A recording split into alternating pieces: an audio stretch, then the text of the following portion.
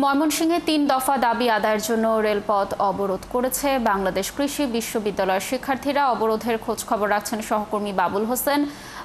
আমরা যুক্ত হচ্ছি তার সাথে। বাবুল, শুনতে পাচ্ছেন নিশ্চয়ই আমাকে। মূলত কোন বিভাগের শিক্ষার্থীরা এই অবরোধে এসেছেন আর শিক্ষার্থীদের দাবিগুলো কি কি তথ্য রয়েছে জানাবেন আমাদের। এখানে এই মুহূর্তে তারা ঢাকা থেকে ছেড়ে আসা এই মোহ এক্সপ্রেস ট্রেন আজকে তারা এই অবরোধ কর্মসূচি পালন করছে। শিক্ষার্থীদের দাবি হচ্ছে যে ডিপ্লোমা প্রকৌশলী যারা রয়েছে তাদের জন্য ১০ম গ্রেড উন্মুক্ত রয়েছে। তারা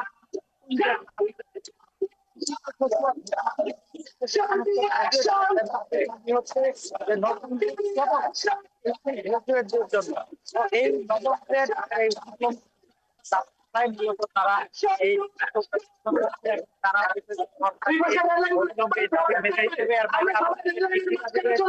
অন্য একটা দাবি হচ্ছে কৃষি অনুষদের। বাবুল, আপনি থাকুন সেখানে, তথ্য সংগ্রহ করতে থাকুন। নিশ্চয়ই আমরা আবার আপনার সাথে যুক্ত হয়ে সর্বশেষ তথ্য জানানোর চেষ্টা করব দর্শকদের।